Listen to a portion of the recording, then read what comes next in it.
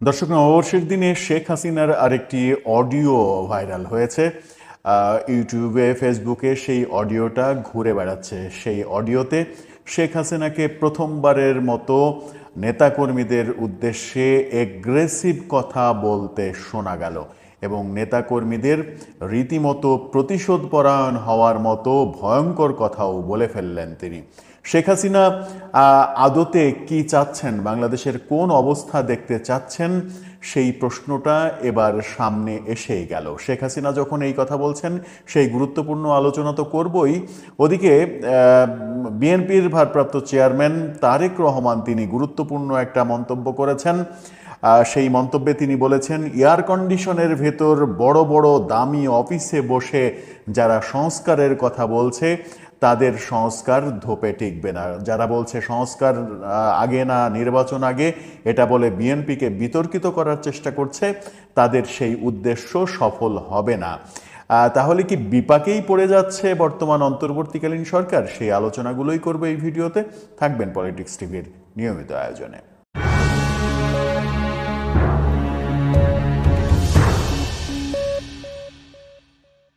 দর্শক, পলিটিক্স টিভির নিয়মিত ভিডিওগুলো এখন থেকে স্পন্সর করছে প্রজাপতি.টিভি, নতুন ওটিটি প্ল্যাটফর্ম। আপনারা চাইলে ইউটিউবে, ফেসবুকে, ইনস্টাগ্রামে, টিকটকে দেখে নিতে পারেন। ডেসক্রিপশন বক্সে লিঙ্ক দেওয়া থাকবে, সেখান থেকেও দেখে নিতে পারেন প্রজাপতির কার্যক্রম। চলে যাচ্ছি মূল ভিডিওতে। শেখ হাসিনার অডিও বার্তার কথা বলছিলাম, সে প্রসঙ্গে পরে আসি। আগে তারেক রহমানের কথা বলে নিই। তারেক রহমান খুবই গুরুত্বপূর্ণ একটা কথা বলেছেন। সেই কথাটা সরকারের উদ্দেশ্যে বলেছেন এবং সরকারের সংস্কার কার্যক্রমের এক ধরনের বিপক্ষেই কথা বললেন তিনি। ঈদের পরে বিএনপি আরও বেশি এগ্রেসিভ হবে, এরকম আভাস আমরাও দিয়েছিলাম। ঈদের পরে সত্যি সত্যি বিএনপি এগ্রেসিভ মোডে যাচ্ছে এবং তারেক রহমানের এই মন্তব্যটা খুবই এগ্রেসিভ, যেটা সরকারের জন্য খুবই বিপজ্জনক, বিব্রতকর হতে পারে বলেই মনে হচ্ছে।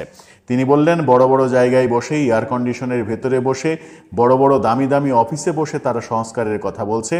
আজকে যারা সংস্কারের কথা বলছে এরা সুবিধাপ্রাপ্ত হয়ে, অর্থাৎ সরকার তাদের গাড়ি দিচ্ছে, তাদের বেতন বোনাস ভাতা দিচ্ছে, তার উপর তারা বসে সংস্কারের কথা বলছেন, এমনটাই মন্তব্য করেছেন তারেক রহমান।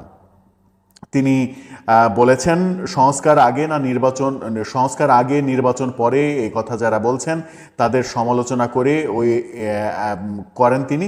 এবং তিনি বলেছেন যে বিএনপি সংস্কার করবে কিনা সেই সন্দেহ সংশয়ের কথা যারা বলছেন তাদের সেই সংশয় নাকচ করে দিচ্ছি আমি।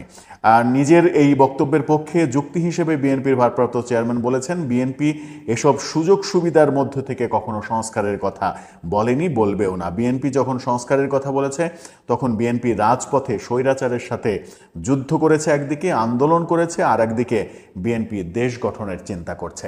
অর্থাৎ এই সরকারের যে লক্ষ্য, আগে সংস্কার করবে, সমস্ত সংস্কার করে তারপরে নির্বাচন দেবে, সেই নীতির বিপক্ষে যে বিএনপির অবস্থান সেটা তারেক রহমানের কথায় স্পষ্ট হয়ে গেল।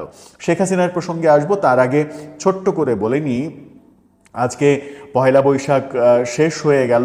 পহেলা বৈশাখ উপলক্ষে জনগণের ট্যাক্সের টাকা সরকার যাচ্ছে তাইভাবে নষ্ট করছে, খরচ করেছে বলে অভিযোগ উঠেছে। সরকার বিভিন্ন পত্রিকায়, বাংলাদেশের বিভিন্ন জাতীয় দৈনিকে পুরো পৃষ্ঠা জুড়ে ক্রোড়পত্র ছাপিয়েছে, যেখানে সরকারের সংস্কৃতি মন্ত্রণালয় পয়লা বৈশাখ উপলক্ষে কোথায় কোন আয়োজন করছে তার ফিরিস্তি ছাপা হয়েছে, তার বিজ্ঞাপন ছাপা হয়েছে। সরকার জনগণের অর্থ ব্যয় করে নিজেদের ঢাক ঢোল পেটানোর এই কাজ কেন করছে? জনগণ তাদের কোন অধিকার দিয়েছে এটা করতে? সেই প্রশ্ন উঠে গেছে। চলে যাচ্ছি আওয়ামী লীগের সাধারণ সভাপতি শেখ হাসিনার প্রসঙ্গে। শেখ হাসিনার একটি অডিও ভাইরাল হয়েছে পয়লা বৈশাখে। সেই অডিওটা বিভিন্ন দিকে ঘুরে ফিরে বেড়াতে দেখা যাচ্ছে। সেই অডিওতে শেখ হাসিনা প্রথমবারের মতো সরকারের বিরুদ্ধে এক ধরনের এগ্রেসিভ কথাবার্তা বললেন, এক ধরনের মারমুখী মেজাজে তাকে শোনা গেল। শেখ হাসিনা বরাবরই একটু এগ্রেসিভ কথা বলতে অভ্যস্ত, কিন্তু এবারেরটা একটু বেশি এগ্রেসিভ হয়ে গেল কিনা সেই পর্যালোচনা কিন্তু করা যেতেই পারে। তিনি নেতাকর্মীদের উদ্দেশ্যে যে কথাগুলো বললেন সেই কথা এক অর্থে নেতাকর্মীকে বলেই দেওয়া যে তোমাদেরকে কেউ যদি আঘাত করে তাহলে তোমরা এখন থেকেই প্রতিঘাত করো, প্রতিশোধ নাও। তাতে করে দেশের অবস্থা আরও বিশৃঙ্খলতার দিকে চলে যাবে কিনা সেটা অবশ্যই ভাববার বিষয়। তিনি বললেন, নেতাকর্মীদের সান্ত্বনা দিয়েছেন। এক পর্যায়ে তিনি বলেছেন যে দুঃসময়ে যারা কাজ করবে সুসময়ে তারাই নেতা হবে। শেখ হাসিনার এই কথাটা খুবই ভালো কথা যে দুঃসময়ে যারা কাজ করবে তারা সুসময়ে নেতা হবে। কিন্তু শেখ হাসিনার 16 বছরের শাসনামলে আমরা কি সেই চিত্র দেখেছি? আওয়ামী লীগ কি তৃণমূলে যারা সত্যিকারের আওয়ামী লীগ করেছে, যারা নিজের গাঁটের টাকা খরচ করে দল করে, দলকে ভালোবাসে, জীবন দিয়ে যারা দলকে ভালোবাসে, তাদের কথা কি আওয়ামী লীগ ভেবেছে? তাদের কথা কি আওয়ামী লীগ শুনেছে? তাদের পুনর্বাসনের কথা আওয়ামী লীগ চিন্তা করেছে? নাকি আওয়ামী লীগ এক গাদা ব্যবসায়ী হাইব্রিড দুর্বৃত্তদের দলে এনে এমপি মন্ত্রী বানিয়ে দলটাকেই ধ্বংস করেছে? সেই প্রশ্ন কিন্তু সামনে জল জল করছে, একেবারে এখনও তাজা সেই প্রশ্ন। যাই হোক, শেখ হাসিনার হয়তো নতুন করে বোধোদয় হয়েছে যে যাদেরকে তিনি সুসময়ের কোকিল হিসেবে নিয়েছিলেন তারা আসলে দুঃসময়ের কাণ্ডারি হতে পারবে না। তাই তৃণমূলকে সান্ত্বনা দেওয়ার ভাষায় বলেছেন, যে ভাষাটা তিনি তাকে লক্ষ্য করা গেছে যে প্রতিবার যখন নির্বাচনের সময় আসে তখনই এই কমন কথাটা বলা হতো, আমরা শুনেছি তার এবং সর্বোচ্চ নেতাদের মুখ থেকে, যে তৃণমূলী আওয়ামী লীগের মূল ভরসা। এখন সমস্ত রাগ ঝাল ক্ষোভ দুঃখ বাদ দিয়ে আগামী নির্বাচনে কিভাবে জয়লাভ করা যায় সেই চিন্তা সবাই মিলে হাতে হাত রেখে কাঁধে কাঁধ রেখে ভাবতে হবে। এই ডায়লগটা কিন্তু খুবই কমন ডায়লগ, নির্বাচনের সময়কার ডায়লগ। সেই কথাটাই আবার তার মুখে শোনা গেল যখন তিনি দেখতে পাচ্ছেন যে আওয়ামী লীগের তৃণমূল ছাড়া আর কোনো পুঁজি নেই। সমস্ত নেতা যখন পালিয়েছে, নেতারা দুর্নীতির মধ্যে ডুবে গিয়ে নিজেদের রক্ষা করার জন্য পালিয়ে গেছে, তখন তিনি তৃণমূলের উপরে ভরসা করে বলেছেন দুঃসময়ে যারা কাজ করবে, অর্থাৎ এখন যারা কাজ করবে সুসময়ে তারা সুযোগ পাবে, তারা নেতা হবে। এরপরে তিনি বলেছেন কোনো নেতার জন্য অপেক্ষা করা লাগবে না। বারবার বলা হচ্ছে নেত্রী হুকুম দেন, আপনি অনুমতি দেন, আর অনুমতি লাগবে না, আমি এখনই হুকুম দিয়ে দিচ্ছি। আঘাত করলে প্রতিঘাত করো, চড় মারলে উল্টা চড় মারো, প্রতিরোধ করো, সবাইকে এক হতে হবে, জল্লাদের হাত থেকে মানুষকে রক্ষা করতে হবে, বাংলাদেশকে রক্ষা করতে হবে।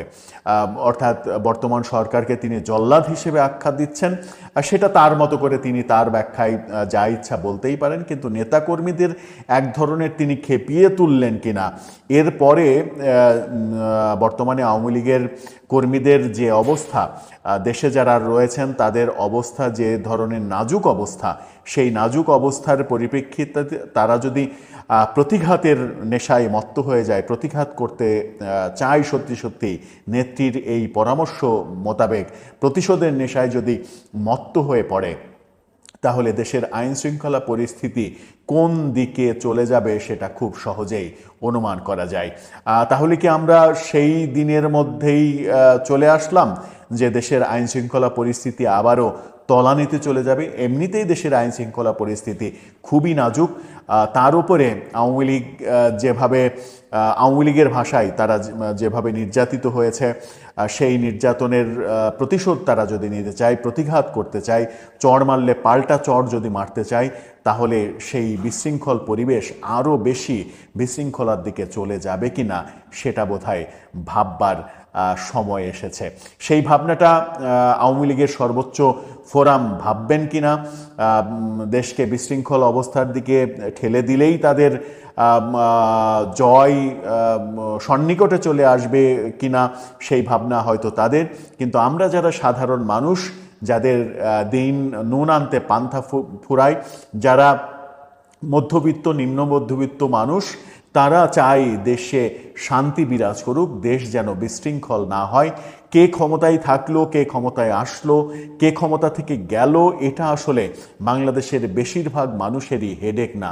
বাংলাদেশের বেশিরভাগ মানুষের মূল হেডেকের জায়গা হচ্ছে চালের দাম কত, তেলের দাম কত, যদিও আমরা গতকালকেই একটা বিবৃতিতে দেখেছি, খবরে দেখেছি যে সয়াবিন তেলের দাম আবারও 14 টাকা বাড়িয়েছে সরকার।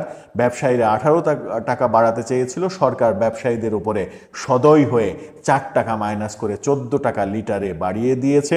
গ্যাসের দাম শিল্পক্ষেত্রে 33% বাড়িয়ে দিয়েছে। এমনিতেই যখন আমাদের নাভিশ্বাস অবস্থা, তখন দেশের অবস্থা, দেশের আইন শৃঙ্খলা পরিস্থিতির অবস্থা যদি আরও অবনতির দিকে চলে যায়, তাহলে আমাদের বেঁচে থাকাটা খুব কষ্ট হয়ে যাবে। যাই হোক, রাজনীতিবিদরা নিশ্চয়ই সদয় হয়ে ভাববেন, সেই শুভ প্রত্যাশা। দর্শক, আপনার মতামত জানিয়ে লিখতে পারেন আমাদের কমেন্ট বক্সে।